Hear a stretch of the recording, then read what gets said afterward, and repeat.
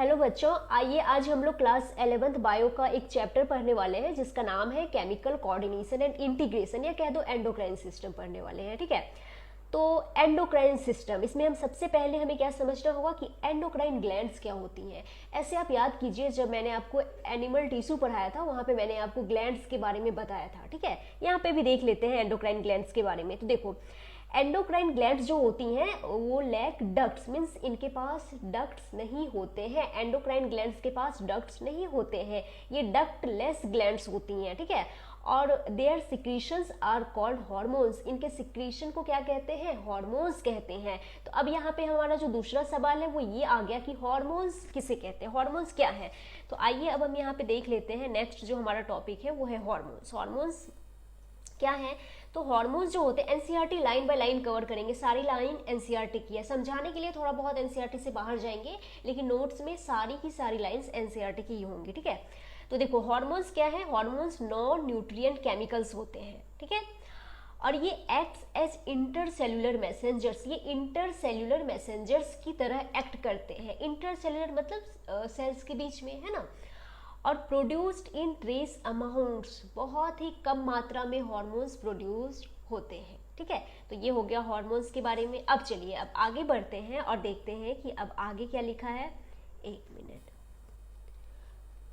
तो देखिए क्या है। अब नेक्स्ट है एंडोक्राइन सिस्टम के बारे में हम थोड़ा समझेंगे। देखो, इनवर्टिब्रेट्स, वर्टिब्रेट्स ये आप समझते हैं क्योंकि एनिमल किंगडम तो पढ़ा चुकी हूं मैं। ठीक है, तो देखो इनवर्टिब्रेट्स में ना सिंपल ईएस, यानी कि ईएस का मतलब यहाँ पे है एंडोक्राइन सिस्टम। इनवर्टिब्रेट्स में सिंपल एंडोक्राइन सिस्टम है विथ फ्यू हार्मोन्स। ठीक है, लेकिन अगर वर्टिब्रेट्स की बात करें तो यहाँ पे कॉम्प्लेक्स एंडोक्राइन सिस्टम है with large number of hormones. ठीक है, अब हम ह्यूमन एंडोक्राइन सिस्टम की बात कर लेते हैं। तो अगर हम हमारे में देखें, एंडोक्राइन ग्लैंड्स को देखें, तो देखो pituitary, pineal, thyroid, adrenal, pancreas, parathyroid, thymus, gonads, ये सभी जो है ये ऑर्गेनाइज्ड एंडोक्राइन बॉडीज हैं।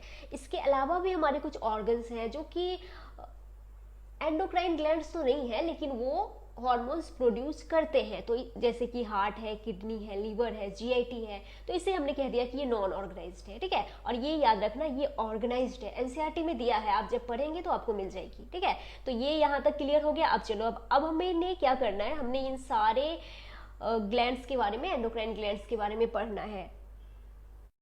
तो आइए सबसे पहले हम यहाँ पे बात कर लेते हैं हाइपोथैलेमस की। ठीक है, सबसे पहले हाइपोथैलेमस के बारे में पढ़ लेते हैं। देखो एनसीईआरटी ने लिखा है कि हाइपोथैलेमस के बारे में लिखा है कि it is the basal part of diencephalon, ये डायंसिफिलॉन का बेसल पार्ट है। और जो डायंसिफिलॉन है ये फोर ब्रेन का पार्ट है। इसको और ज़्यादा डिटेल में हम नर्वस सिस्टम वाले चैप्टर में समझेंगे। आगे एनसीईआरटी ने लिखा है हाइपोथैलेमस के बारे में कि it regulates a wide spectrum of body functions. देखिए हाइपोथैलेमस के कई सारे फंक्शंस हैं। ठीक है, हाइपोथैलेमस को हम न्यूरो एंडोक्राइन स्ट्रक्चर भी कह देते हैं। क्यों कहते हैं न्यूरो एंडोक्राइन स्ट्रक्चर? क्योंकि देखिए जो हाइपोथैलेमस है ये तो ब्रेन का पार्ट है, तो इसका न्यूरल फंक्शन तो है ही, साथ के साथ ये हार्मोन्स भी बनाता है। ये हो गया इसका ये हो गया इसका एंडोक्राइन फंक्शन। तो ये नर्वस सिस्टम से रिलेटेड काम भी कर रहा है, एंडोक्राइन सिस्टम से रिलेटेड काम भी कर रहा है, तो इसीलिए हाइपोथैलेमस को न्यूरो एंडोक्राइन स्ट्रक्चर कहते हैं। देखो हाइपोथैलेमस के जो नर्वस सिस्टम से रिलेटेड काम है वो तो हम न्यूरल कंट्रोल वाले चैप्टर में पढ़ेंगे।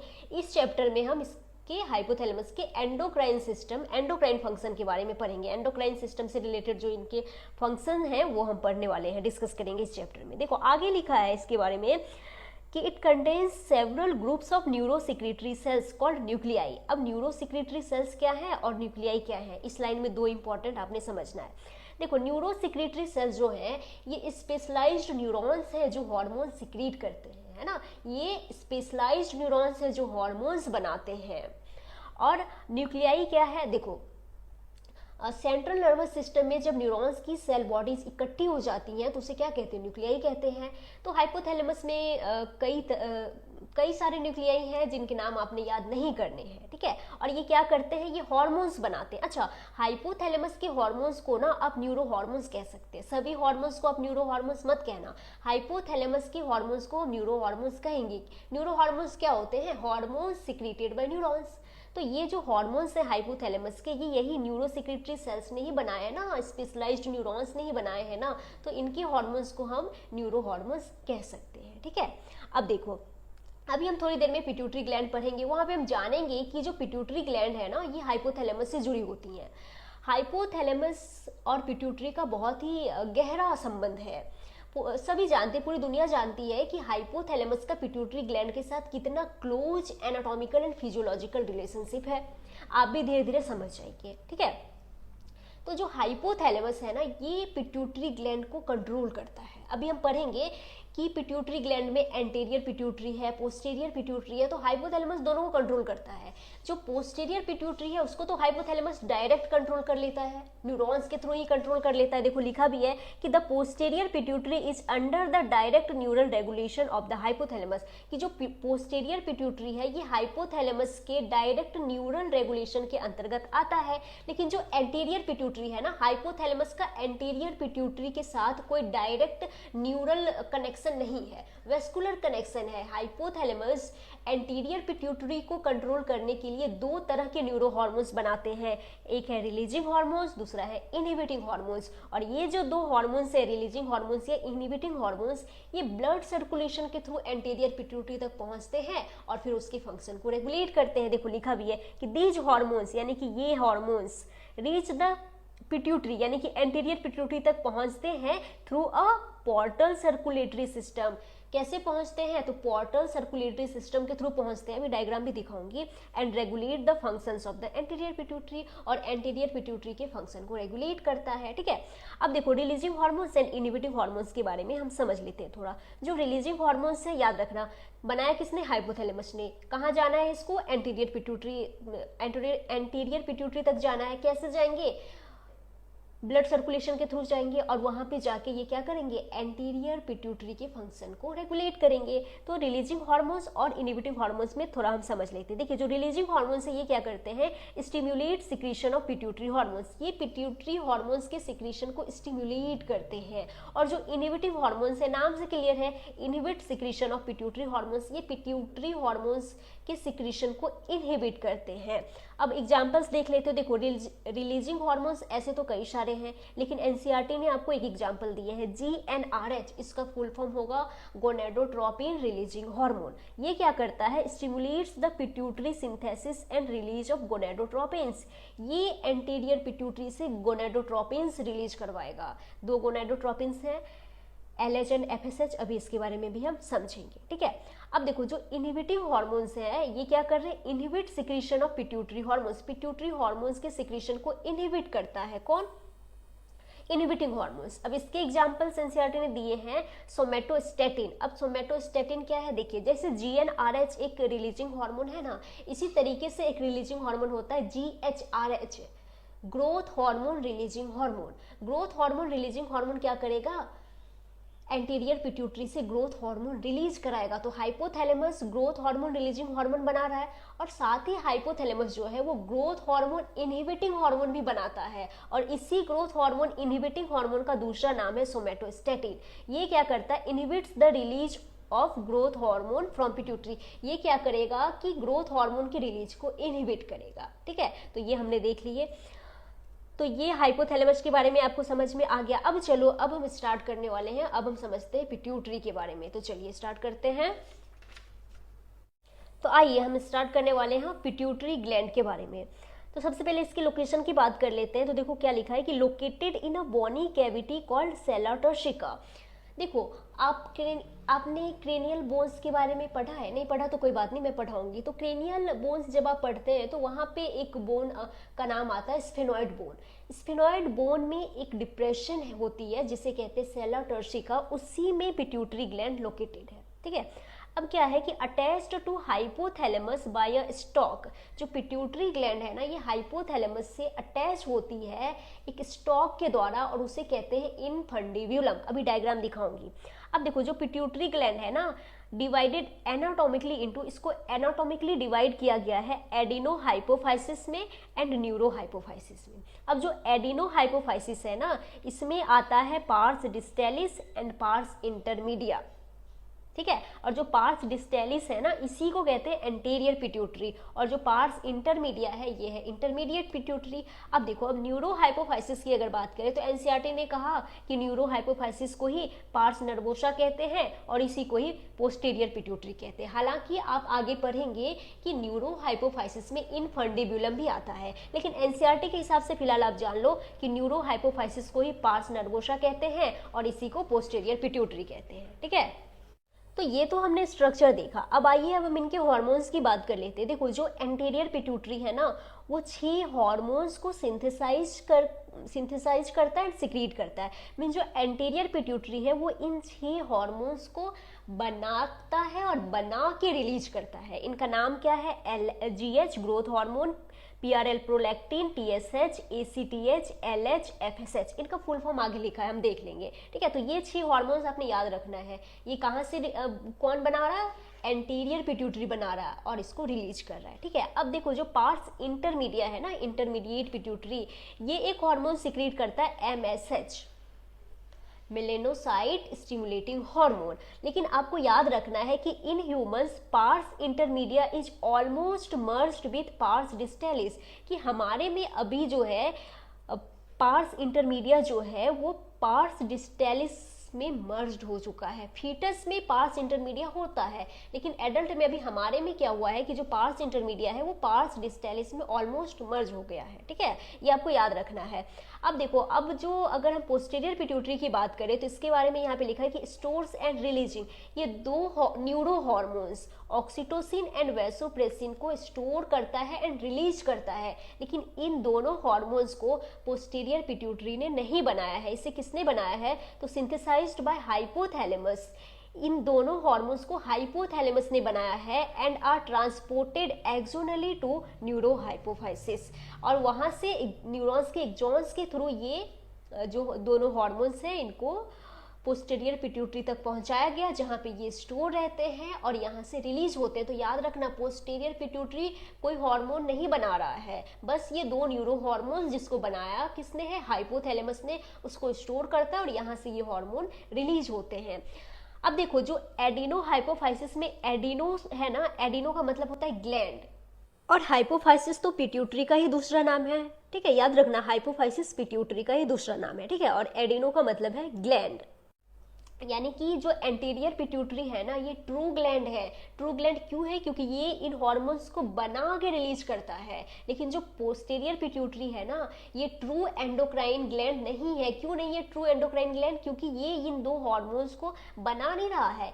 ये हार्मोन्स तो बस बनाया, हाइपोथैलेमस से बनाया हार्मोन इनके पास आता है, यहाँ पे स्टोर रहता है और यहाँ से रिलीज होता है। तो पोस्टीरियर पिट्यूटरी अपना हार्मोन बना नहीं रहा, बस इन 2 हार्मोन्स को ये स्टोर कर रहा है और यहाँ से रिलीज होता है। तो इसीलिए हम कहते हैं कि जो पोस्टीरियर पिट्यूटरी है ये ट्रू एंडोक्राइन ग्लैंड नहीं है, और इस पे प्रीवियस ईयर क्वेश्चन भी पूछा गया। आप जब करेंगे तो आपको मिल जाएगा। ठीक है, तो याद रखना। अब आओ, अब मैं डायग्राम दिखाती हूँ आपको। तो यहाँ पे देखो, ये डायग्राम है, ये एनसीईआरटी का ही डायग्राम है। यहाँ पे ये देखो, ये हाइपोथैलेमस है और ये पिट्यूटरी ग्लैंड है। जो पिट्यूटरी ग्लैंड है ये हाइपोथैलेमस से अटैच होती है इनफंडिब्यूलम के द्वारा।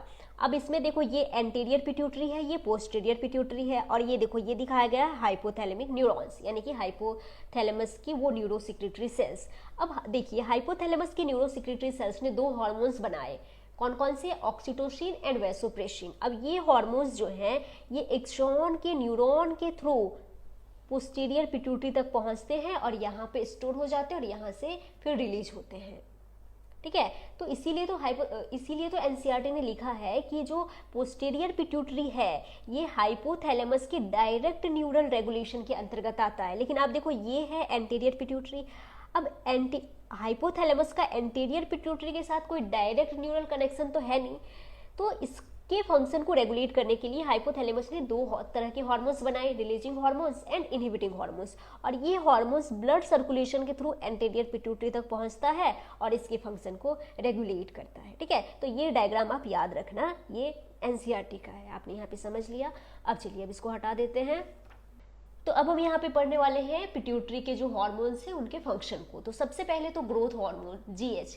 देखिए ग्रोथ हार्मोन बॉडी की ग्रोथ करवाएगा, ठीक है। और याद रखना ग्रोथ हार्मोन के सिक्रीशन को दो हाइपोथैलेमिक हार्मोन्स रेगुलेट करते हैं, growth hormone releasing hormone and growth hormone inhibiting hormone. इन दोनों के बारे में मैंने आपको बता दिया था। अब जो अगला हार्मोन है यहाँ पे वो है प्रोलैक्टिन, ठीक है। देखो फीमेल्स में जो प्रोलैक्टिन है ना, ये मेमरी ग्लैंड पे एक्ट करता है एंड क्या करता है, रेगुलेट करता है growth of mammary glands, mammary glands के ग्रोथ को रेगुलेट करता है and formation of milk in them, और उसमें मिल्क के फॉर्मेशन को रेगुलेट करता है, याद रखना। अगला जो हार्मोन है वो है थायराइड स्टिमुलेटिंग हार्मोन, यानी कि TSH, नाम से क्लियर है, थायराइड स्टिमुलेटिंग हार्मोन, यानी कि ये थायराइड ग्लैंड पे एक्ट करेगा। इसका टारगेट ऑर्गन कौन है, थायराइड ग्लैंड है। और वहां पे ये क्या करता है, स्टिमुलेट करता है सिंथेसिस भी, सिक्रीशन भी, किसका, थायराइड हार्मोन्स का, किससे, थायराइड ग्लैंड से, ठीक है। अभी थायराइड ग्लैंड के बारे में भी हम डिटेल में पढ़ने वाले हैं।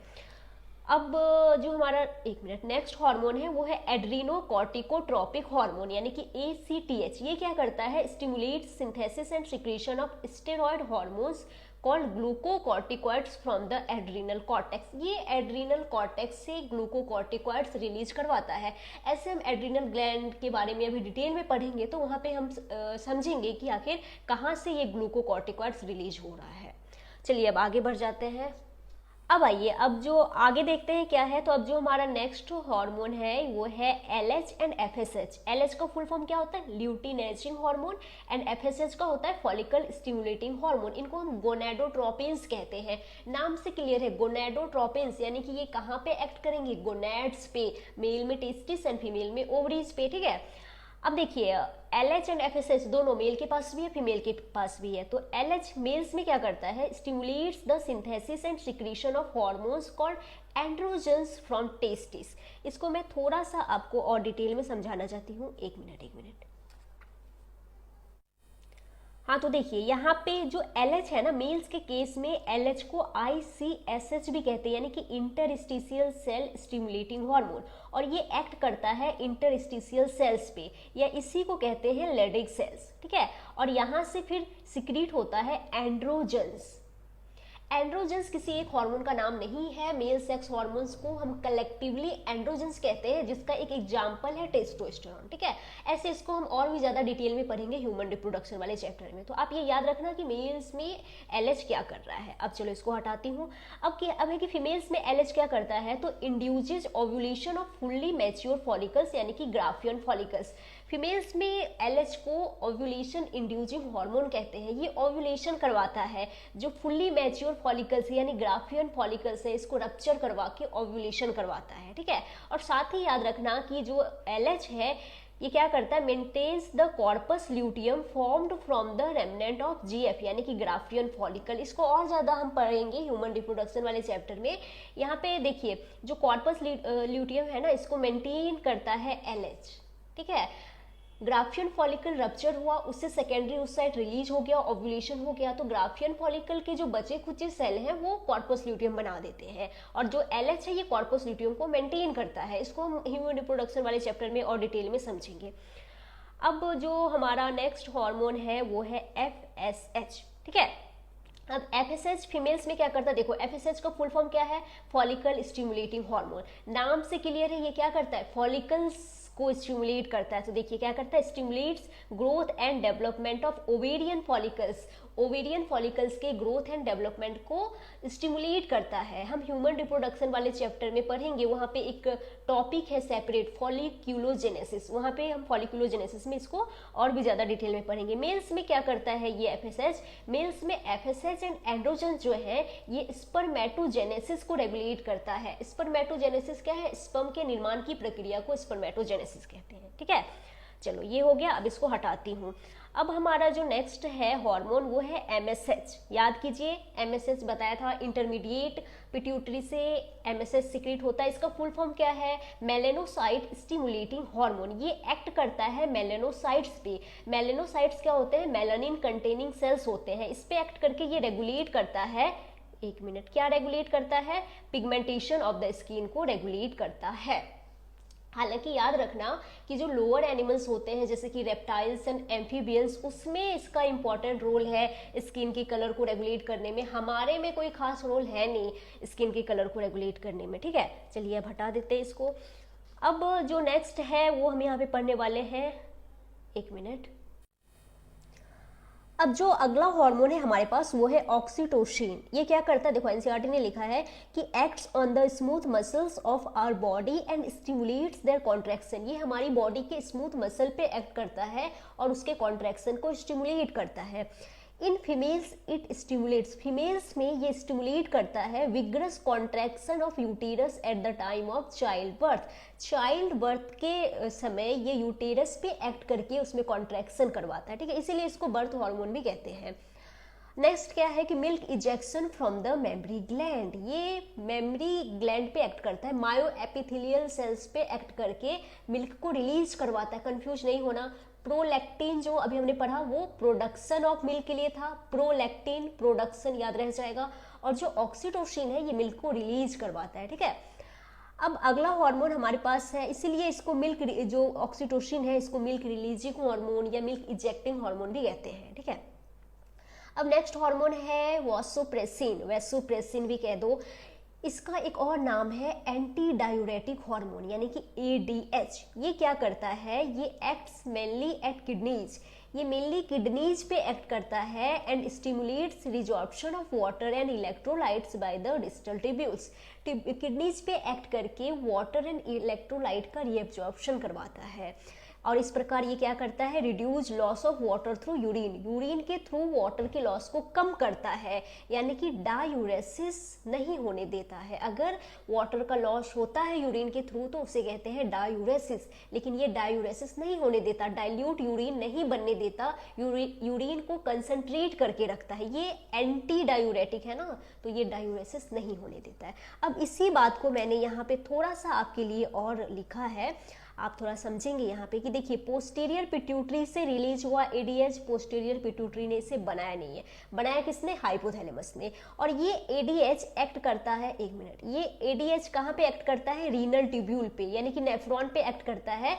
याद रखना DCT एंड कलेक्टिंग डक्ट पे एक्ट करके क्या करता है, वाटर को रीएब्जॉर्ब करवाता है और इस तरह से ये वाटर के लॉस को रिड्यूस करता है, डायूरेसिस नहीं होने देता है, डाइल्यूट यूरिन नहीं बनने देता है, यूरिन को कंसंट्रेट करके रखता है। तो ये था ADH यानी एंटी डायूरेटिक हार्मोन के बारे में। अब चलो अब इसको हटाते हैं। अब नेक्स्ट यहाँ पे हम पढ़ने वाले हैं डिसऑर्डर्स के बारे में, ठीक है, पिट्यूटरी ग्लैंड से रिलेटेड डिसऑर्डर्स के बारे में पढ़ने वाले हैं। देखो हार्मोन जो होते हैं ना वो अगर कम सिक्रीट हो रहे हैं तो भी बीमारी हो जाएगी, अगर ज़्यादा सिक्रीट हो रहे हैं तो भी बीमारी हो जाएगी, ठीक है। तो यहाँ पे सबसे पहला जो है वो है पिट्यूटरी डॉर्फिज्म।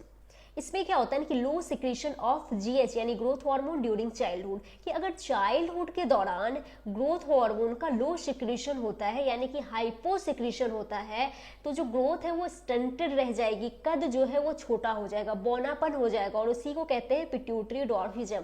लेकिन मेंटल डेवलपमेंट नॉर्मल रहेगा, ठीक है। जाइगेंटिज्म, दूसरा क्या है, जाइगेंटिज्म, इसमें क्या होता है over secretion of GH during childhood, कि अगर चाइल्डहुड के दौरान ग्रोथ हार्मोन का ओवर सिक्रीशन हो जाता है मींस हाइपर सिक्रीशन हो जाता है तो क्या होगा, एबनॉर्मल बॉडी ग्रोथ हो जाएगी, जो हाइट है वो एबनॉर्मली लंबा हो जाएगा, इसी को कहते हैं जाइगेंटिज्म।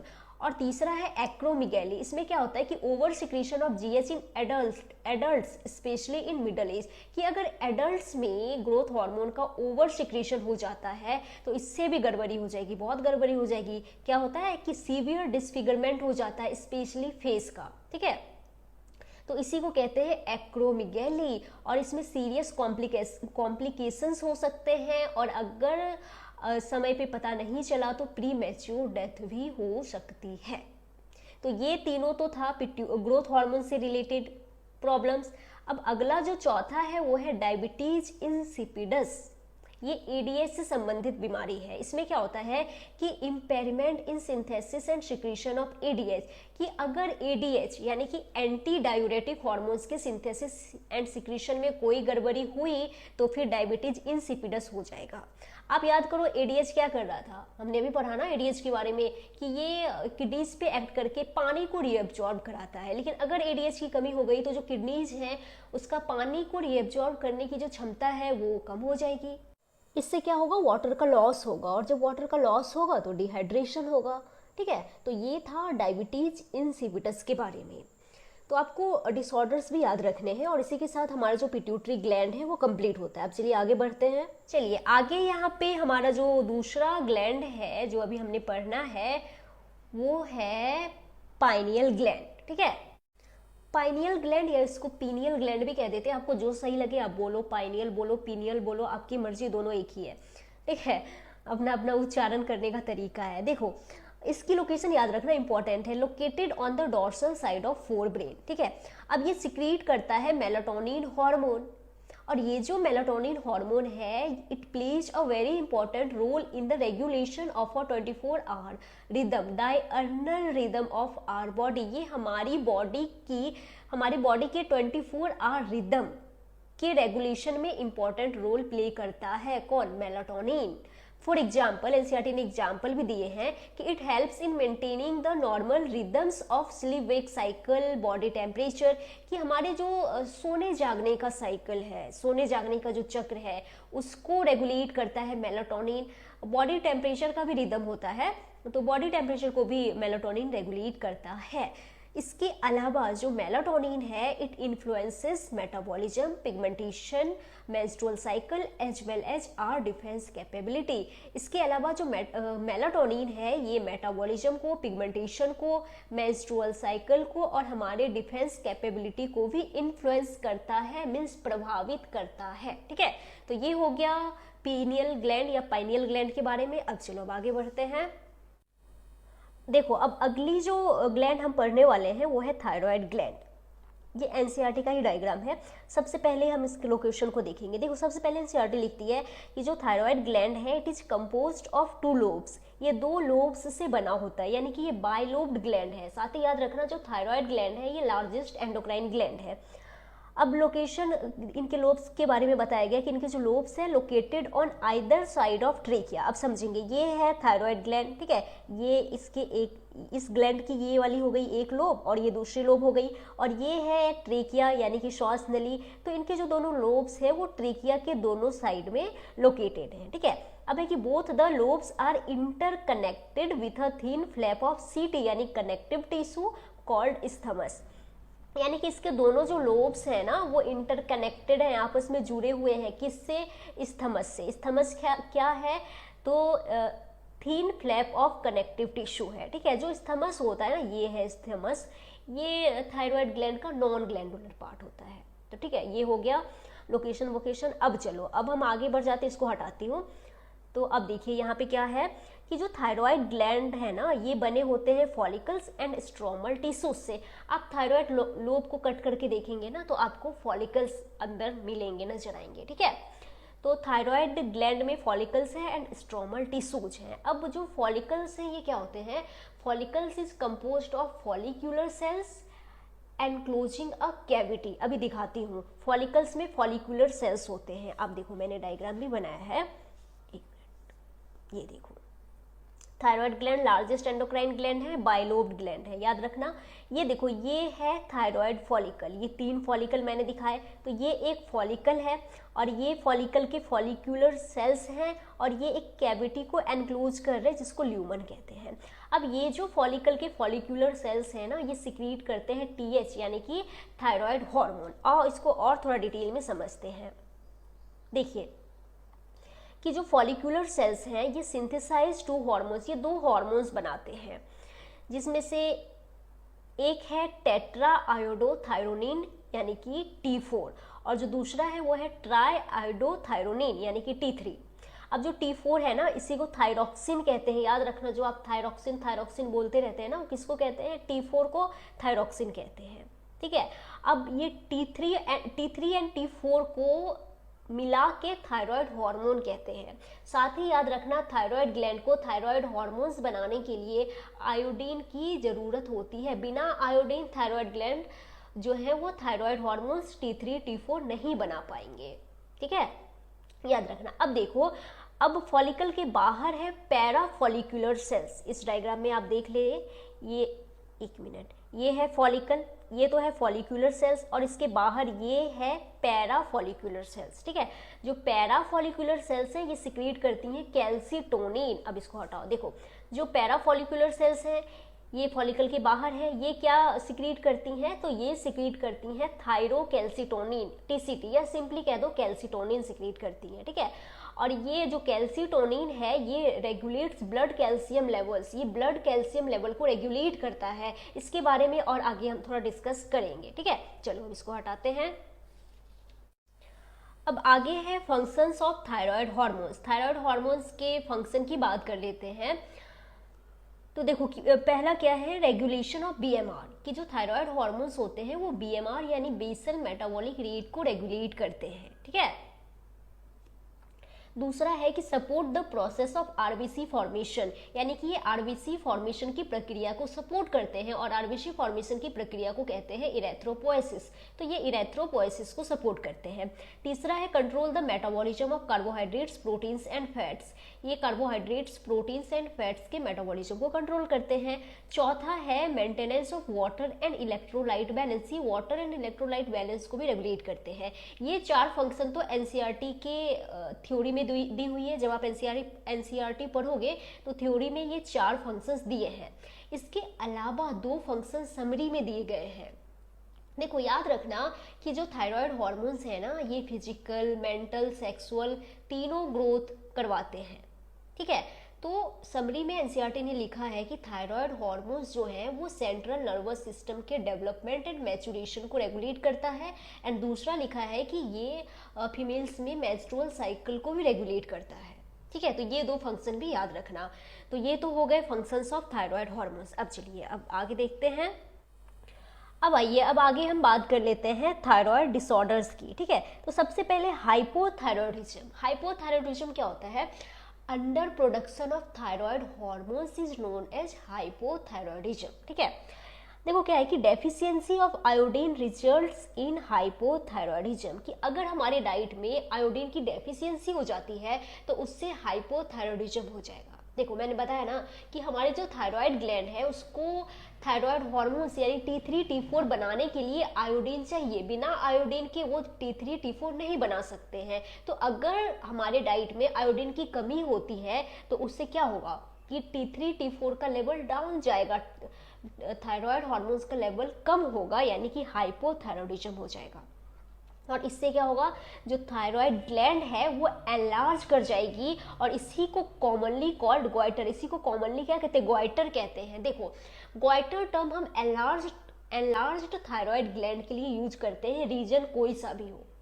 ठीक है, तो एनलार्ज्ड थायराइड ग्लैंड के लिए टर्म यूज किया जाता है गोइटर, कारण कोई भी हो। तो ये है आयोडीन डेफिशिएंसी गोइटर। आगे हम पढ़ेंगे एक्सोप्थेल्मिक गोइटर भी होता है जो कि अलग है, ये आयोडीन डेफिशिएंसी गोइटर है।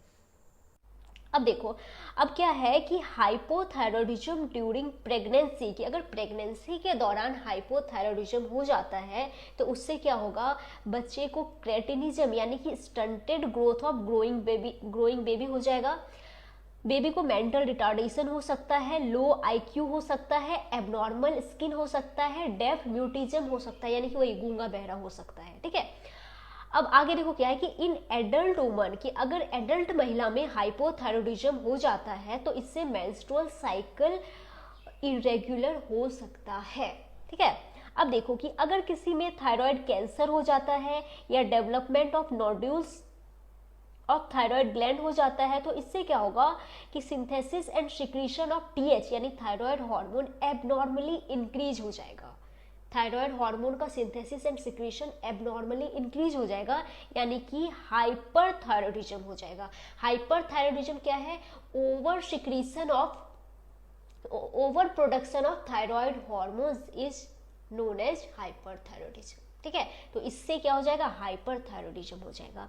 अब दूसरा यहाँ पे एनसीईआरटी ने डिस्कस करा है एक्जॉप्थेल्मिक गोइटर या फिर ग्रेव्स डिजीज के बारे में। एनसीईआरटी ने जितना बताया है उतना ही पढ़ेंगे, आप इसको आगे और बहुत डिटेल में पढ़ेंगे, ठीक है। तो यहाँ पे क्या है कि अ फॉर्म ऑफ हाइपरथायरॉयडिज्म, कि ये हाइपरथायरॉयडिज्म का एक फॉर्म है। कैरेक्टराइज्ड बाय, इसमें क्या क्या है, तो इसमें भी enlargement of thyroid gland, TG का मतलब थायराइड ग्लैंड जो है वो एनलार्ज कर जाती है, और प्रोड्यूसन ऑफ आई बॉल्स ऐसे बाहर की ओर उभरने लगते हैं, मेढक जैसे आंखें हो जाती हैं, उभरी हुई सी आंखें हो जाती हैं। और BMR यानी कि बेसल मेटाबॉलिक रेट इंक्रीज हो जाएगा, और उससे क्या होगा, वेट लॉस होगा। तो ये कुछ सिम्टम्स हैं जो आपने याद करने हैं। तो ये था थायराइड डिसऑर्डर्स के बारे में, और इसी के साथ यहाँ पे हमने थायराइड ग्लैंड कंप्लीट करा। अब हम पढ़ेंगे नेक्स्ट पैराथायरॉयड ग्लैंड। चलो, अब है पैराथायरॉयड ग्लैंड। तो अब हम पढ़ने वाले हैं पैराथायरॉयड ग्लैंड के बारे में, ठीक है। तो सबसे पहले एनसीईआरटी, ये देखो एनसीईआरटी का ही डायग्राम है, आपने पहचान ही लिया होगा। देखो इन ह्यूमंस में 4 पैराथायरॉयड ग्लैंड्स हैं, कहाँ पे प्रेजेंट हैं, तो अब 4 parathyroid glands are present on the back side of thyroid gland के बैक साइड में। ये देखो थायरॉयड का ये लोब दिख रहे हैं ना, थायरॉयड ग्लैंड्स के ये 2 लोब्स दिख रहे हैं, ये थायरॉयड ग्लैंड के बैक साइड में। ये देखो ये 4 जो लाल लाल रंग से दिखाए गए हैं, ये है पैराथायरॉयड ग्लैंड्स। कहाँ पे है, थायरॉयड ग्लैंड के बैक साइड पे प्रेजेंट है। 1 pair etch in the 2 lobes of thyroid gland के 2 लोब्स हैं, दोनों लोब्स में 2 पैराथायरॉयड ग्लैंड्स हैं, दिख रहे हैं आपको इस डायग्राम में। तो लोकेशन क्लियर है। अब चलो अब आगे बढ़ जाते हैं। अब देखो जो पैराथायरॉयड ग्लैंड है ना, ये सिक्रीट अ peptide hormone called parathyroid hormone. इसको क्या कहते हैं, शॉर्ट में PTS कहते हैं। तो parathyroid gland parathyroid hormone secrete करती है, जो कि पेप्टाइड हार्मोन है। केमिकल नेचर भी आप याद रखना हार्मोन्स के, ठीक है। अब ये जो पैराथायरॉयड हार्मोन है PTH, ये हाइपर कैल्सियमिक हार्मोन है, यानी कि ये it increase blood calcium levels, ये ब्लड कैल्शियम लेवल को इंक्रीज करता है, ये हाइपर कैल्सियमिक हार्मोन है, ठीक है, याद रखना। अब है कि the secretion of PTH is regulated by the circulating levels of calcium ions, कि PTH के सिक्रीशन को कौन रेगुलेट करता है, तो PTH का सिक्रीशन जो है उसको रेगुलेट करता है ब्लड कैल्शियम लेवल, ठीक है, ये याद रखना सिंपली। अब चलो अब हम इसके फंक्शन की बात कर लेते हैं। अगर हम इनके फंक्शन की बात करें, पैराथायरॉयड हार्मोन की फंक्शन की बात करें, एक मिनट,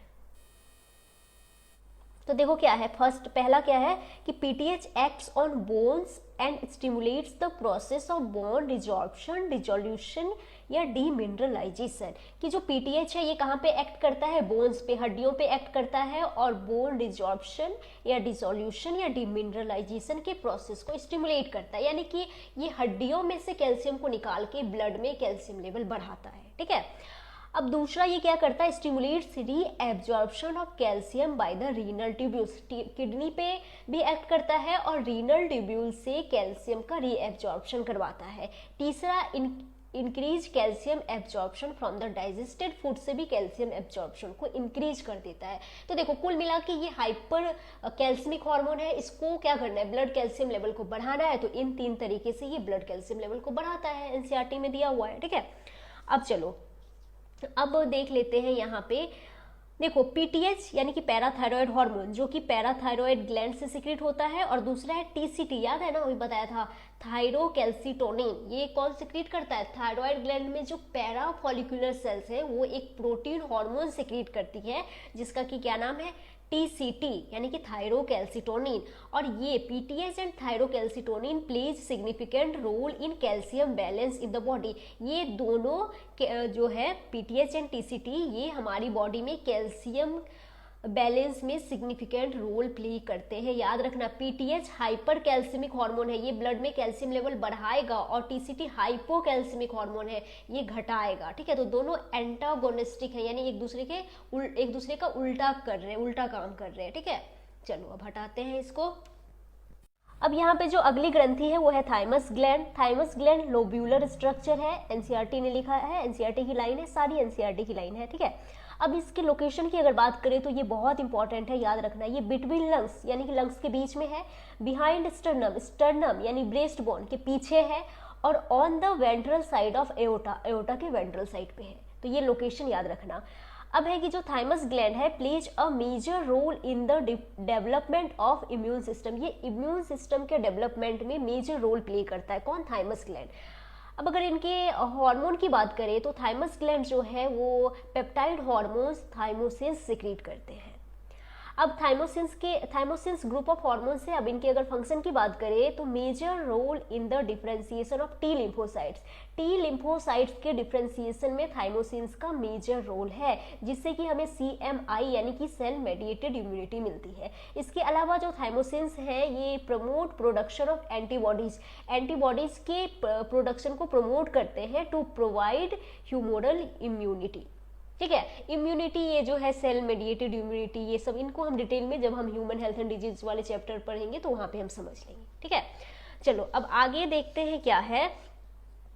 तो आगे देखिए क्या है कि ओल्ड इंडिविजुअल्स में, मतलब बढ़ती उम्र के साथ जो थाइमस है वो थाइमस इज डिजेनरेटेड, ये डिजेनरेट करने लगती है। उससे क्या होता है कि थाइमोसिन्स का प्रोडक्शन डिक्रीज होता है और बुढ़ापे में जो इम्यून रिस्पॉन्स है वो वीक हो जाती है, कमजोर हो जाती है। ठीक है, चलो अब जो नेक्स्ट ग्लैंड है वो है एड्रीनल ग्लैंड। सबसे पहले अगर इनकी एड्रीनल ग्लैंड के लोकेशन की बात करें तो इसके नाम में ही इसका लोकेशन छुपा हुआ है। देखो एड्रीनल में एड का मतलब होता है near, adjacent, and renal word kidney से रिलेटेड है। मींस जो एड्रीनल ग्लैंड है वो किडनी के आसपास है। हमारे में एड्रीनल ग्लैंड को सुप्रा रीनल ग्लैंड भी कहते हैं। सुप्रा का मतलब होता है एबव, यानी कि जो एड्रीनल ग्लैंड है वो किडनी के ऊपर है। अब है कि adrenal gland composed of 2 types of tissues, ये 2 तरह के टिश्यूज से बने होते हैं। एक है सेंट्रली लोकेटेड टिश्यू जिसको कहते हैं एड्रीनल मेडुला, और जो आउटसाइड लोकेटेड टिश्यू है उसे कहते हैं एड्रीनल कॉर्टेक्स। अब आप डायग्राम देखना चाहें तो आप, मेरे पास तो बहुत ही छोटा सा ये डायग्राम है, ये मुझे उम्मीद है आपको दिख रहा होगा। तो आप देखो यहाँ पे ये है किडनी, किडनी के ऊपर ये एड्रीनल ग्लैंड है। अब एड्रीनल ग्लैंड के अगर सेक्शन को काट के देखो, यहाँ पे दिखाया गया है, इसमें ये जो सेंटर में है ये है एड्रीनल मेडुला, और ये जो बाहर है ये है एड्रीनल कॉर्टेक्स। ठीक है, अब चलो, अब सबसे पहले हम यहाँ पे एड्रीनल मेडुला की बात कर लेते हैं। जो एड्रीनल मेडुला है इट सिक्रीट्स 2 हार्मोन्स, ये 2 हार्मोन सिक्रीट्स करते हैं, 2 हार्मोन सिक्रीट करते हैं। ठीक है, जिसमें से एक है एड्रीनलिन, या इसी का दूसरा नाम है एपिनेफ्रिन, और दूसरा है नॉर एड्रीनलिन, और इसी का दूसरा नाम है नॉर एपिनेफ्रिन। ठीक है, अब है कि these hormones are commonly called as catecholamines, ये भी याद रखिएगा। अब है कि ये जो हार्मोन्स हैं ये rapidly secreted in response to stress of any kind, किसी तरह का तनाव है। हालांकि याद रखना स्ट्रेस हार्मोन कॉर्टिसोल को कहते हैं। ठीक है, एंड ड्यूरिंग एमरजेंसी के सिचुएशन में ये हार्मोन जो है वो रैपिडली सिक्रीट होते हैं इमरजेंसी सिचुएशंस में, तो इन्हें इमरजेंसी हार्मोन्स भी कहते हैं, या इन्हें हार्मोन्स ऑफ फाइट और फ्लाइट भी कहते हैं। ठीक है, याद रखना। अब इन हार्मोन्स का एक्शन क्या है? अब देखो, इन दोनों हार्मोन्स को आप एंटागोनिस्टिक मत समझ लेना। ठीक है, एंटागोनिस्टिक नहीं है। अब इनके एक्शंस क्या है? तो इनका एक्शन है कि इंक्रीज अलर्टनेस, ये अलर्टनेस को बढ़ा देते हैं। प्यूपिलरी डायलेशन, कहते हैं ना कि आंखें फटी की फटी रह गई है ना, कुछ इमरजेंसी आ गया, मान लो आपके सामने असली का शेर आ गया, तो आपके साथ जो जो होगा वो आप सोच लो। तो इसका क्या है? प्यूपिलरी डायलेशन करवा देता है ना, आंखें फटी की फटी रह गई वो वाली हालत हो जाती है।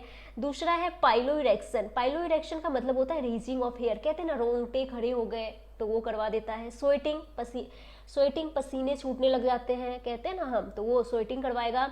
इसके अलावा ये इंक्रीज हार्ट बीट को इंक्रीज करवा देता है। And strength of heart contraction के स्ट्रेंथ को भी इंक्रीज करवा देता है। ये क्या करता है? रेट ऑफ रेस्पिरेशन को इंक्रीज करवा देता है। Increase blood glucose level by breakdown of glycogen, ये ग्लाइकोजन का ब्रेकडाउन करवा के ब्लड ग्लूकोज लेवल को बढ़ाता है। और फिर ये क्या करता है? Stimulates breakdown of lipids and proteins के ब्रेकडाउन को स्टिमुलेट करता है। लिपिड्स का ब्रेकडाउन यानी कि लाइपोलाइसिस, एंड प्रोटीन्स का ब्रेकडाउन यानी कि प्रोटियोलाइसिस को ये स्टिमुलेट करता है। तो ये तो हो गया एड्रीनल मेडुला के बारे में। अब चलो एड्रीनल कॉर्टेक्स की बात करते हैं। तो अब है एड्रीनल कॉर्टेक्स। ठीक है, तो देखिए जो एड्रीनल कॉर्टेक्स है ना, एड्रीनल कॉर्टेक्स को 3 लेयर्स में डिवाइड किया गया है।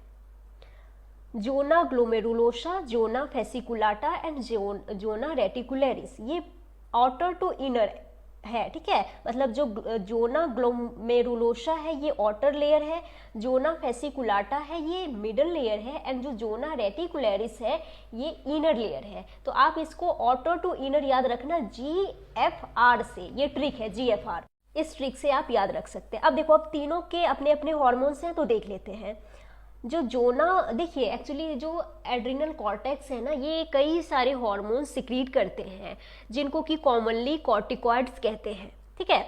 अब देखो, जो जोना ग्लोमेरुलोसा है ये बनाता है मिनरेलोकॉर्टिकॉइड्स। जो मिनरेलोकॉर्टिकॉइड्स है ये वाटर एंड इलेक्ट्रोलाइट के बैलेंस को रेगुलेट करता है। और हमारी बॉडी में जो मेन मिनरेलोकॉर्टिकॉइड है वो है एल्डोस्टेरॉन, ठीक है।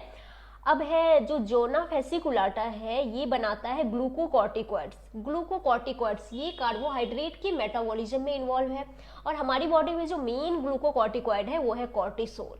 इसके अलावा जो जोना रेटिकुलरिस है ये एंड्रोजेनिक स्टेरॉइड्स बनाते हैं। अब आइए हम इनके फंक्शन को देख लेते हैं। तो सबसे पहले हम बात कर लेते हैं एल्डोस्टेरॉन की। जो एल्डोस्टेरॉन है ये मेनली कहाँ पे एक्ट करता है, रीनल ट्यूब्यूल्स पे एक्ट करता है, और वहाँ पे एक्ट करके ये क्या करवाता है, reabsorption of sodium and water, sodium and water का रीएब्जॉर्प्शन करवा देता है, और excretion of potassium and phosphate ions, और इसका क्या करवा देता है, एक्सक्रीशन करवा देता है। इस प्रकार ये किसमें हेल्प करता है, help in maintenance of electrolytes, body fluid volume, osmotic pressure and blood pressure, इनके मेंटेनेंस में ये हेल्प करता है, ठीक है। अब अगर हम ग्लूकोकॉर्टिकॉइड्स की बात करें तो glucocorticoids stimulates gluconeogenesis, lipolysis and proteolysis. Gluconeogenesis क्या होता है, देखो इसको, इस शब्द को तोड़ दो। ग्लूको मतलब ग्लूकोज, नियो मतलब न्यू नया, एंड जेनेसिस मतलब फॉर्मेशन।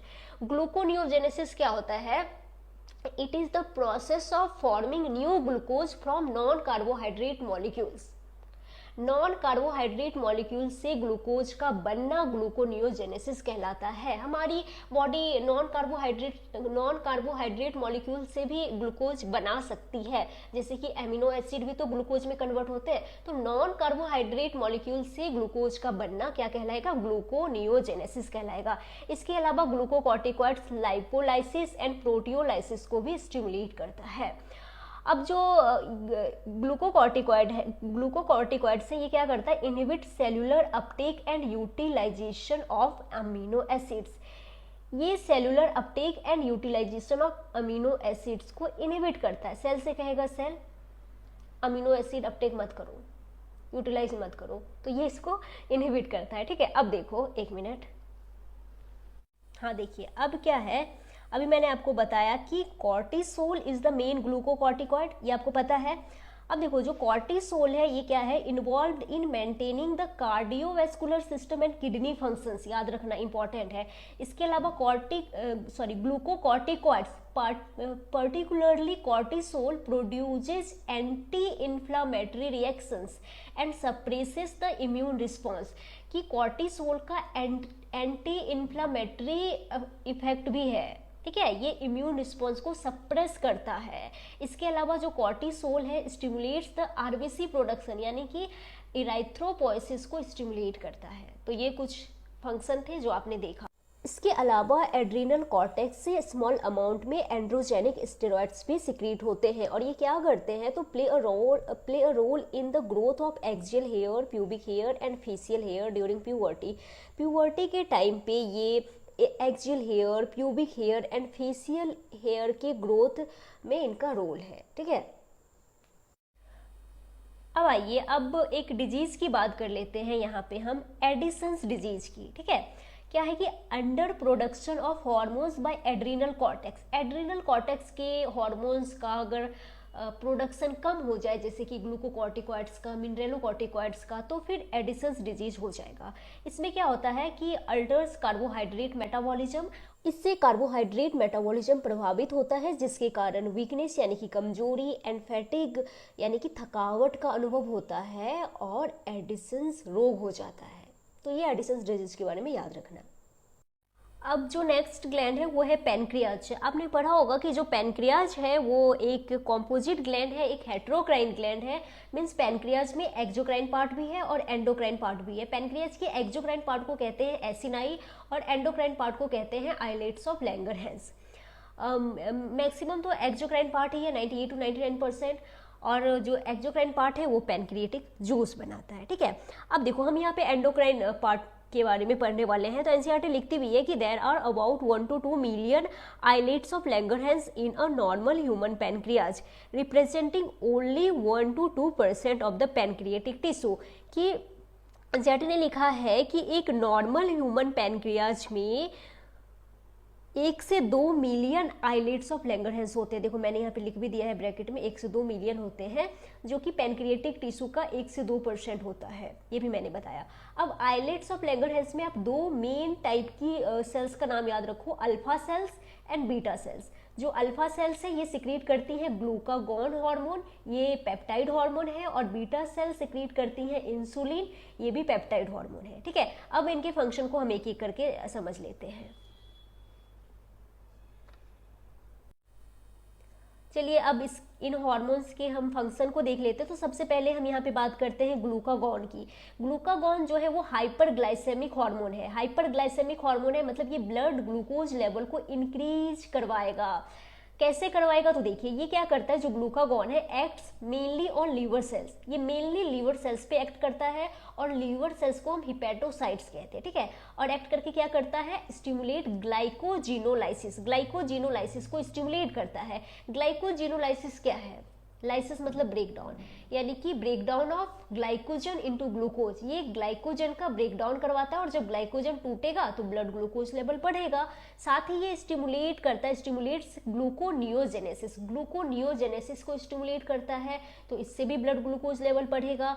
और अगला ये क्या करता है, reduces the cellular glucose uptake and utilisation. Cellular glucose uptake and utilisation को रिड्यूस करता है। ये सेल से कहेगा सेल्स ग्लूकोज अपटेक मत करो और यूटिलाइज मत करो। ठीक है, तो ये था ग्लूकागॉन जो कि हाइपरग्लाइसेमिक हार्मोन है। ये ब्लड ग्लूकोज लेवल को इंक्रीज करता है। कैसे करता है हमने देखा, एनसीईआरटी में जितनी बातें दी हैं वो हमने देख लिया। अब चलो अब हम इंसुलिन की बात कर लेते हैं। जो इंसुलिन है वो इसका एंटागोनिस्ट, ये जो इंसुलिन एंड ग्लूकागॉन है ये एंटागोनिस्टिक हार्मोन है। मीन्स एक दूसरे का अपोजिट काम करेगा। देखो जो इंसुलिन है ये हाइपोग्लाइसेमिक हार्मोन है, यानी ये ब्लड ग्लूकोज लेवल को डिक्रीज करेगा। वो क्या था, वो हाइपरग्लाइसेमिक था। वो क्या कर रहा था, ब्लड ग्लूकोज लेवल को इंक्रीज करता है। अब ये insulin acts mainly on hepatocytes and adipocytes. ये हिपैटोसाइट्स एंड एडिपोसाइट्स पे एक्ट करता है। एडिपोसाइट्स क्या है, सेल्स ऑफ एडिपोज टिश्यू। ठीक है, और ये क्या करता है, enhances cellular glucose uptake and utilization. ये cellular glucose uptake and utilisation को एनहेंस करता है। सेल्स से कहेगा सेल्स ग्लूकोज अपटेक करो और यूज करो फटाफट। साथ ही इससे क्या होता है कि rapid movement of glucose from blood to hepatocytes and adipocytes. इससे ग्लूकोज का रैपिड मूवमेंट होता है ब्लड से हिपैटोसाइट्स एंड एडिपोसाइट्स में। हिपैटोसाइट्स क्या करेंगे, ये ग्लूकोज से ग्लाइकोजन बना लेंगे, और जो एडिपोसाइट्स हैं ये ग्लूकोज से फैट बना लेंगे। ठीक है, और ये स्टिमुलेट करता है ग्लाइकोजेनेसिस को। ये ग्लाइकोजन का निर्माण करवाता है। वो क्या करवा रहा था, वो ग्लाइकोजन का ब्रेक डाउन करवा रहा था। तो देखिए जो इंसुलिन है ये हाइपोग्लाइसेमिक हार्मोन है। इसका काम है ब्लड ग्लूकोज लेवल को कम करना। तो कैसे करेगा, तो 3 तरीके से कर सकता है। पहला तो ये सेल से कहेगा कि सेल्स ग्लूकोज को अपटेक करो और यूज करो। दूसरा ये लीवर सेल से कहेगा, लीवर सेल्स तुम एक काम करो, ग्लूकोज को स्टोर कर लो, ग्लाइकोजन बना लो। तो ये ग्लाइकोजन का निर्माण करवाएगा। तीसरा ये उन सारी रिएक्शन को रोकेगा जिससे कि नया ग्लूकोज बनता था, तो ये नया ग्लूकोज बनने नहीं देगा। तो ये हो गया। अब चलिए अब आगे हम इसके डिसऑर्डर की बात कर लेते हैं। यहाँ पे हम एक डिसऑर्डर की बात करते हैं, डायबिटीज मेलिटस। इसका क्या है कि अगर इंसुलिन की डेफिशिएंसी हो गया या इंसुलिन रेजिस्टेंस, तो इसकी वजह से क्या होगा कि हाइपरग्लाइसीमिया हो गया। इंसुलिन क्या करता है, ब्लड ग्लूकोज लेवल को कम करवाता है, लेकिन अगर इंसुलिन की कमी हो गई तो ब्लड का ग्लूकोज लेवल बढ़ जाएगा, और ब्लड का ग्लूकोज लेवल जब बढ़ जाता है तो उसे हम कहते हैं हाइपरग्लाइसीमिया। तो लंबे समय तक अगर ऐसा रहा तो एक कॉम्प्लेक्स डिसऑर्डर हो जाएगा जिसे कहते हैं डायबिटीज मेलिटस। ठीक है। अब इसमें क्या होगा कि ब्लड का ग्लूकोज लेवल बढ़ा है तो loss of glucose through urine, urine के थ्रू ग्लूकोज का लॉस होगा। इसके अलावा क्या है, formation of harmful compounds known as ketone bodies का फॉर्मेशन होता है।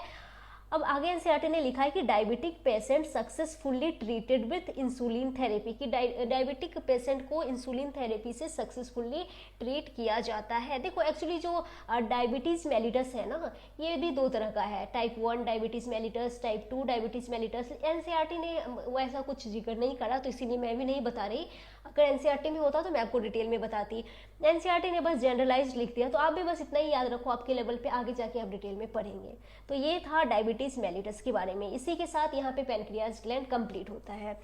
अब चलिए, अब आगे है गोनैड्स यानी कि primary sex organs. Testis male gonads हैं एंड फीमेल गोनैड्स ओवरीज हैं। देखिए ये जो टेस्टिस या ओवरीज है ना, ये परफॉर्म्स डुअल फंक्शन, ये डुअल फंक्शन को परफॉर्म करते हैं, ये दोहरा काम करते हैं। पहला हो गया प्रोडक्शन ऑफ गैमेट्स, ये प्राइमरी सेक्स ऑर्गन्स हैं तो ये गैमेट्स बनाते हैं। दूसरा ये एंडोक्राइन ग्लैंड्स भी हैं तो ये हार्मोन्स भी बनाते हैं। अब इनका जो गैमेट बनाने वाला काम है यानी कि गैमेटोजेनेसिस, गैमेट के फॉर्मेशन की प्रक्रिया को गैमेटोजेनेसिस कहते हैं। इसको हम डिटेल में ह्यूमन रिप्रोडक्शन वाले चैप्टर में पढ़ते हैं क्लास 12 में, लेकिन यहाँ पे हम बस इसके एंडोक्राइन फंक्शन की बात करेंगे। ऐसे हार्मोन्स के बारे में भी, इसके हार्मोन्स को भी हम डिटेल में ह्यूमन रिप्रोडक्शन वाले चैप्टर में पढ़ते हैं। फिर भी यहाँ पे एनसीईआरटी में जितनी बातें दी हैं वो हम डिस्कस करेंगे। तो चलिए सबसे पहले हम टेस्टिस की बात कर लेते हैं। तो देखिए अब है टेस्टिस, आइए सबसे पहले टेस्टिस के बारे में पढ़ लेते हैं। अगर इसके नंबर की बात करें, संख्या की, तो ये 1 पेयर है। इसके लोकेशन की बात करें तो टेस्टिस जो होते हैं वो स्क्रॉटल सैक में होते हैं, आउटसाइड एब्डोमेन, एब्डोमेन के बाहर स्क्रॉटल सैक में लोकेटेड है। क्यों है इसको डिटेल में समझाऊंगी ह्यूमन रिप्रोडक्शन वाले चैप्टर में। अब अगर हम टेस्टिस के हिस्टोलॉजी की बात करें तो testis is composed of seminiferous tubules and stromal और इंटरस्टिशियल टिश्यू, यानी कि टेस्टिस में क्या है, सेमिनिफेरस ट्यूब्यूल्स हैं और स्ट्रोमल या इंटरस्टिशियल टिश्यू है।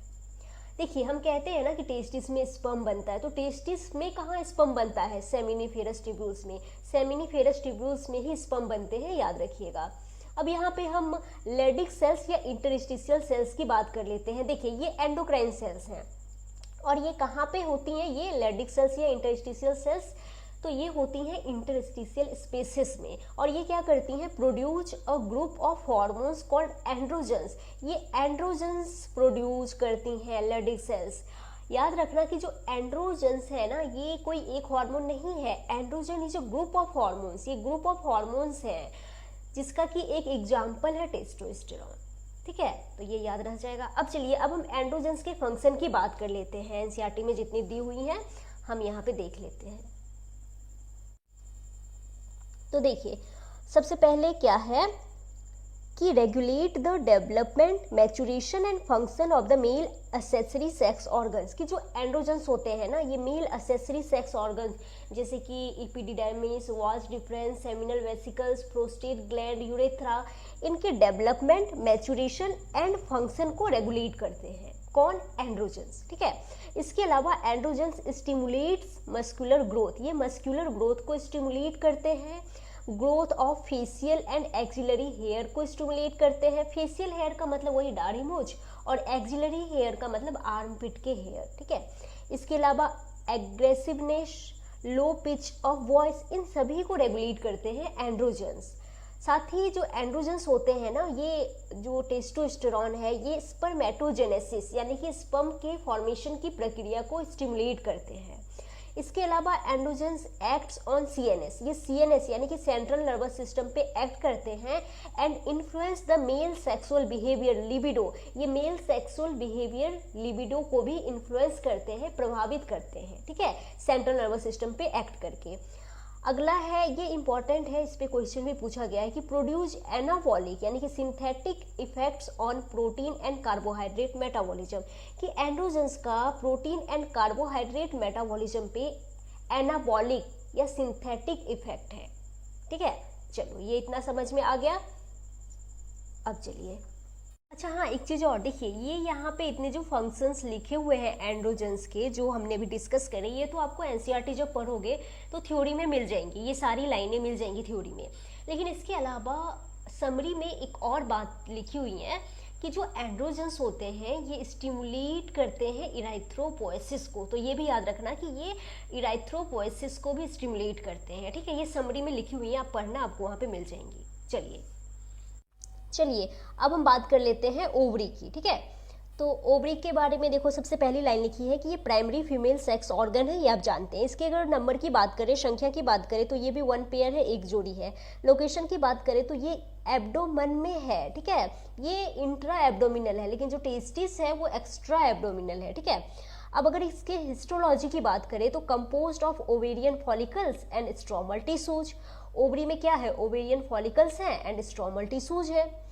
अब अगर इसके हार्मोन्स की बात करें, ओवरी के हार्मोन्स की बात करें, तो देखो क्या लिखी है कि ये जो ओवरीज है produces 2 groups of steroid hormones.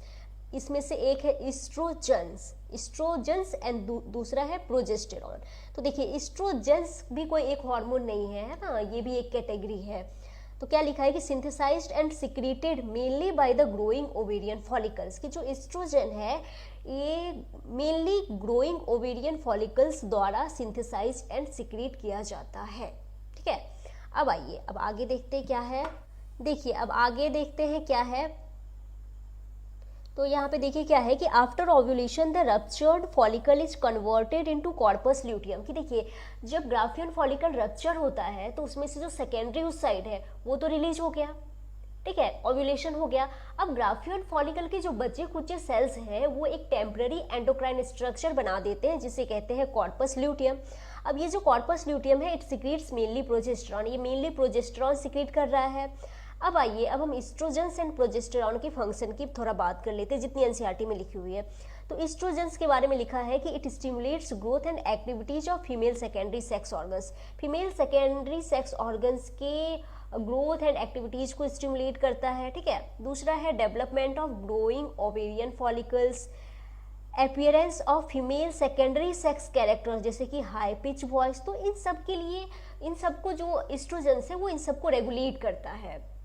देखो जो इस्ट्रोजेंस है ना, estrogens stimulates growth and development of female accessory sex organs and secondary sex characters.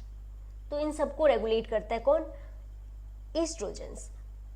अब देखिए अब आगे क्या है कि मेमोरी ग्लैंड डेवलपमेंट, ये मेमोरी ग्लैंड का डेवलपमेंट भी करवाता है। मेमोरी ग्लैंड के डेवलपमेंट के लिए भी एस्ट्रोजन चाहिए। चलिए अब आगे बढ़ जाते हैं। अब देखो, अब जो नेक्स्ट है वो क्या है कि estrogens also regulate female sexual behaviour, ये फीमेल सेक्सुअल बिहेवियर को भी रेगुलेट करता है। तो ये कुछ फंक्शंस दिए हैं जो आपने याद रखने होंगे। अब प्रोजेस्टेरॉन की बात करें तो ये इसके बारे में लिखा है कि इट सपोर्ट्स प्रेगनेंसी। जो प्रोजेस्टेरॉन है ये most important pregnancy maintaining hormone है।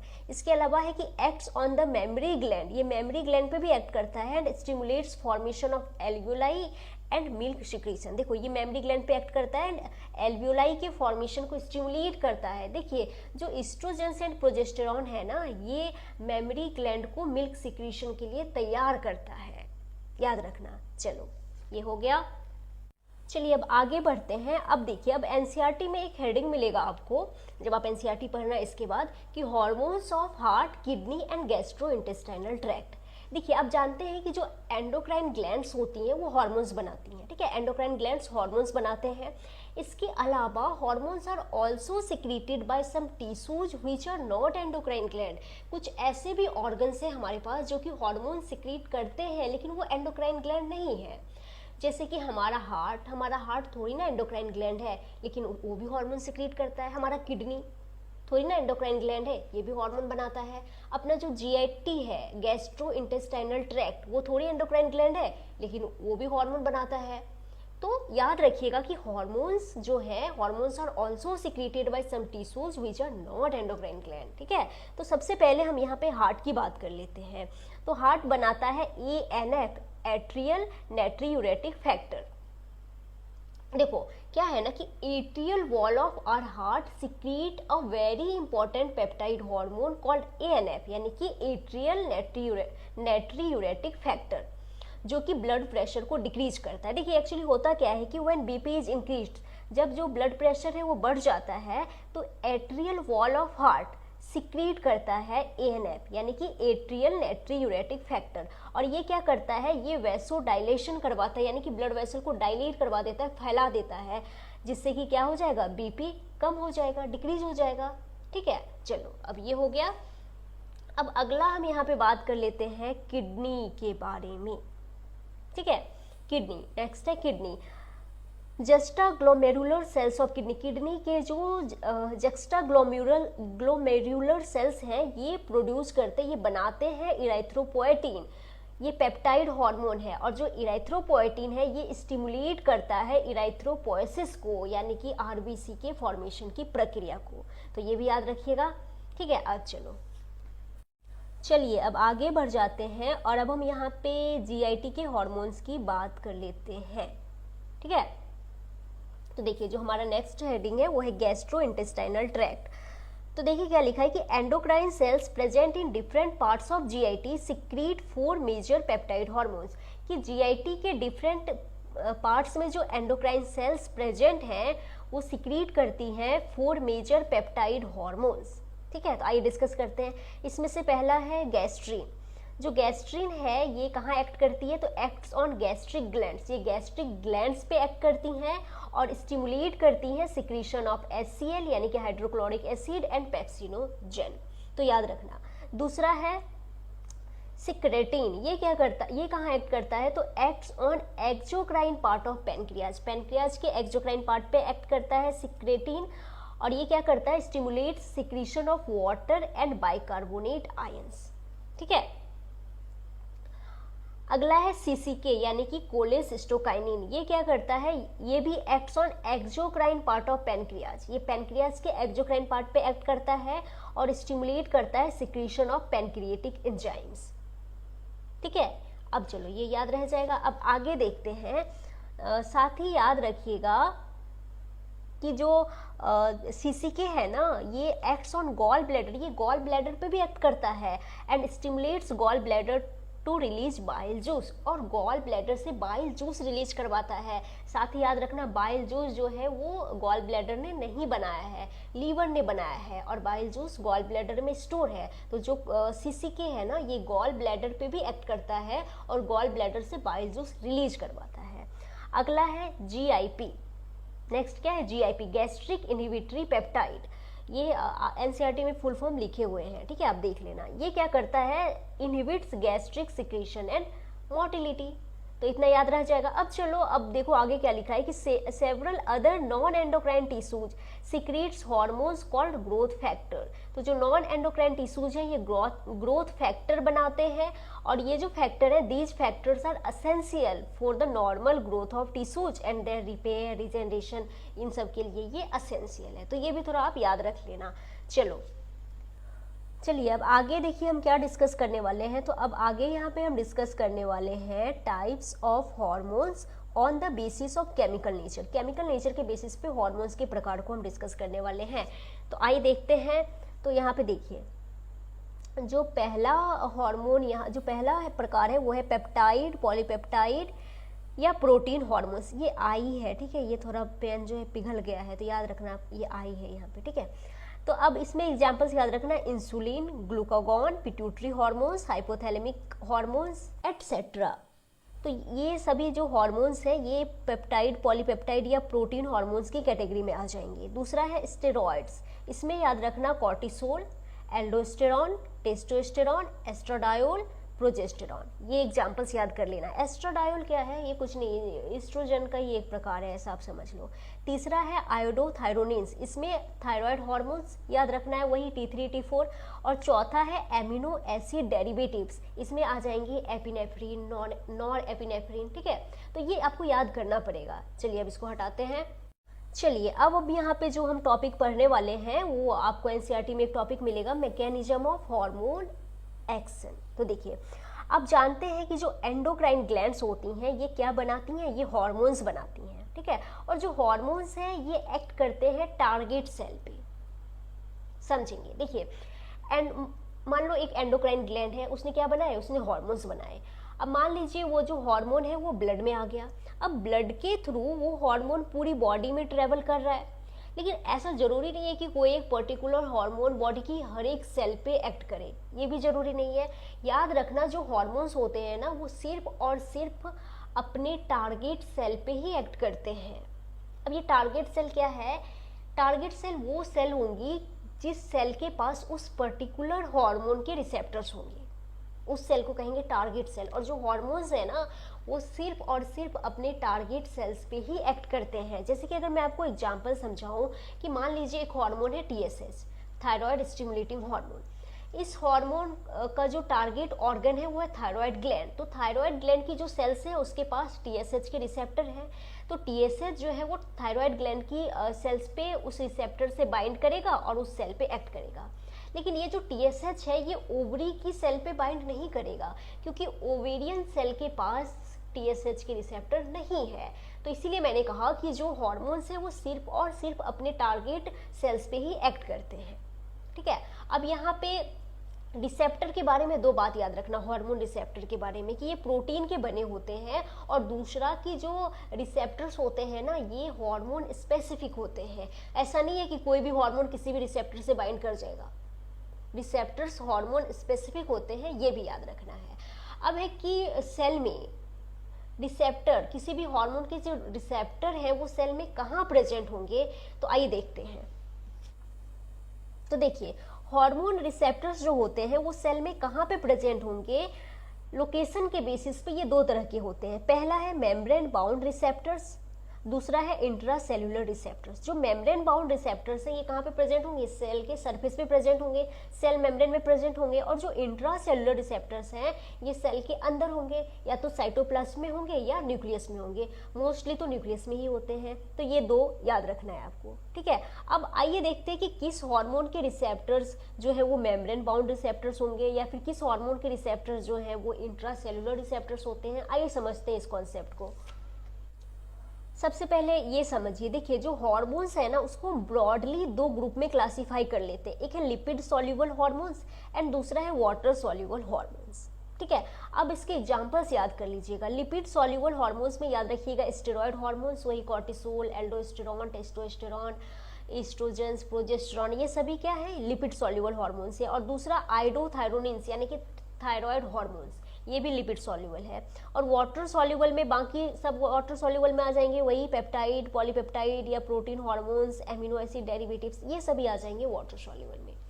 अब देखो कि जो वाटर सॉल्युबल हार्मोन्स है ना इसके जो रिसेप्टर होते हैं वो मेम्ब्रेन बाउंड रिसेप्टर होते हैं। क्यों? क्योंकि जो वाटर सॉल्युबल हार्मोन्स हैं वो सेल मेम्ब्रेन को क्रॉस नहीं कर सकते, सेल मेम्ब्रेन के लिपिड बायलेयर को क्रॉस नहीं कर सकते। अब जब ये क्रॉस नहीं कर सकते हैं सेल मेम्ब्रेन को, तो इसके जो रिसेप्टर होंगे वो सेल सरफेस पे होंगे, सेल मेम्ब्रेन में होंगे।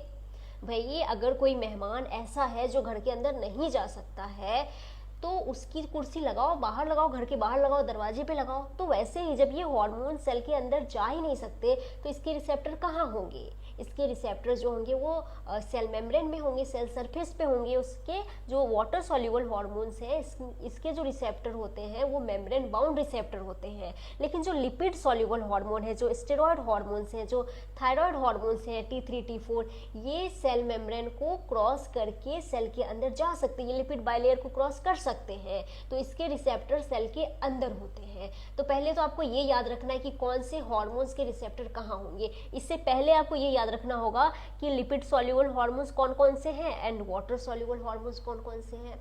अब दोनों का काम करने का तरीका अलग अलग है, आइए देख लेते हैं। चलो उसको हटाती हूँ। तो आइए यहाँ पे सबसे पहले हम देख लेते हैं वाटर सॉल्युबल हार्मोन के मैकेनिज्म ऑफ एक्शन को देख लेते हैं। ये जो डायग्राम यहाँ पे दिया गया है ये है mechanism of action of protein hormones. ठीक है, तो देखेंगे, देखो यहाँ पे ये सपोज ओवरी का सेल लिया गया है समझाने के लिए, एनसीईआरटी का ही ये डायग्राम है। तो सपोज ये कोई ओवेरियन सेल है, ये ओवेरियन सेल मेम्ब्रेन दिखाया गया है, ये देखो ये फॉस्फोलिपिड बाइलेयर है। तो यहाँ पे जो हार्मोन लिया गया है एग्जाम्पल, ये देखो ये हार्मोन दिखाया गया है, ये एग्जाम्पल लिया गया है FSH यानी कि फॉलिकल स्टिमुलेटिंग हार्मोन। जो FSH है, FSH एक ग्लाइकोप्रोटीन है, प्रोटीनेसिस हार्मोन है, वाटर सॉल्युबल हार्मोन है। ये प्लाज्मा मेम्ब्रेन को क्रॉस नहीं कर सकता है। तो इसके रिसेप्टर आप देखो इस डायग्राम में, इसके रिसेप्टर प्लाज्मा मेम्ब्रेन के आउटर सरफेस पे प्रेजेंट है। तो अब ये हार्मोन आया और यहाँ पे ये अपने रिसेप्टर से बाइंड किया, तो यहाँ पे फॉर्मेशन हो जाता है किसका, हार्मोन रिसेप्टर कॉम्प्लेक्स का। और जैसे ही हार्मोन रिसेप्टर कॉम्प्लेक्स बनता है तो यहाँ पे कुछ एक्टिविटी होती है जो आपको नहीं पढ़ना, ठीक है, जिसको कि एनसीईआरटी ने नाम दिया है कि रिस्पॉन्स 1। ये क्या है, रिस्पॉन्स 1 है। और इससे रिस्पॉन्स 1 की वजह से अंदर सेल में क्या होता है, जनरेशन ऑफ सेकेंड मैसेंजर का जनरेशन होता है। देखो आप समझेंगे कि यहाँ पे जो प्राइमरी मैसेंजर है वो तो हार्मोन था। अब ये हार्मोन तो सेल के अंदर नहीं जा सकता, तो अब ये सेल के अंदर नहीं जा सकता, ये तो बाहर ही रह गया, हार्मोन तो बाहर ही रह गया, लेकिन इसको अपना संदेश अंदर भेजना है। तो इसके लिए ये क्या करता है, ये सेकेंड मैसेंजर को जनरेट करवाता है। तो यहाँ पे सेकेंड मैसेंजर जनरेट हो गया। अब यहाँ पे आपको सेकेंड मैसेंजर के कुछ मोस्ट कॉमन एग्जाम्पल्स याद करने हैं। पहला साइक्लिक AMP यानी कि एडिनोसिन मोनोफॉस्फेट, दूसरा है कैल्शियम, इसी तरह से एक और है IP3। तो 3 आपके एनसीईआरटी में है, अब बस 3 एग्जाम्पल याद कर लो। अब ये जो सेकेंड मैसेंजर जनरेट हुए ये कुछ बायोकेमिकल रिस्पॉन्स करवाएंगे जिसकी वजह से फिजियोलॉजिकल रिस्पॉन्स आएगा, ठीक है, जैसे कि ओवेरियन ग्रोथ। तो ये था इसका मैकेनिज्म ऑफ एक्शन। आपने समझा कि ये कैसे काम करता है, कौन सा hormone, water soluble hormone, proteinaceous hormone. अब चलो अब आगे बढ़ते हैं, चलिए अब आगे बढ़ते हैं। देखो यहाँ पे ये जो डायग्राम है ये भी एनसीईआरटी का ही डायग्राम है और ये इसमें स्टेरॉयड हार्मोन के मैकेनिज्म ऑफ एक्शन को दिखाया गया है जो कि हम समझेंगे। यहाँ पे देखो ये क्या है, यूटेराइन सेल मेम्ब्रेन, मतलब यूटेरस की एक सेल ली गई है जिसकी कि ये सेल मेम्ब्रेन है और आप इसमें देख सकते हैं ये लिपिड बाइलेयर। अब देखो यहाँ पे हार्मोन जो लिया गया है वो ईस्ट्रोजन लिया गया है जो कि स्टेरॉयड हार्मोन है। अब आप जानते हैं steroid hormone lipid soluble hormone होते हैं, तो ये क्या करेंगे, ये तो सेल मेम्ब्रेन को क्रॉस कर सकते, तो ये सेल मेम्ब्रेन को क्रॉस करके सीधा सेल के अंदर पहुंच जाएंगे। अब इसके जो रिसेप्टर है ये देखो, ये यहाँ पे सेल के अंदर ये न्यूक्लियस है, इसके रिसेप्टर न्यूक्लियस में प्रेजेंट है, तो ये आके यहाँ पे अपने रिसेप्टर से ये देखो बाइंड किया, तो यहाँ पे हार्मोन रिसेप्टर कॉम्प्लेक्स का फॉर्मेशन हो गया। अब ये जो है ये डीएनए के थ्रू काम करते हैं, ये जीन एक्सप्रेशन को रेगुलेट करते हैं, ठीक है। तो यहाँ पे ये देखो डीएनए से एमआरएनए बनेगा, फिर प्रोटीन्स बनेंगे और ये जो प्रोटीन्स बने हैं ना इसी की वजह से फिजियोलॉजिकल रिस्पॉन्सेस आएंगे, ठीक है। तो आपने देखा कि दोनों हार्मोन अलग तरीके से काम करते हैं। तो ये हमने मैकेनिज्म ऑफ एक्शन भी समझ लिया। मुझे उम्मीद है कि आपको समझ में आ गया होगा। इसी के साथ ये चैप्टर यहाँ पे हमारा कंप्लीट होता है। Thank you so much.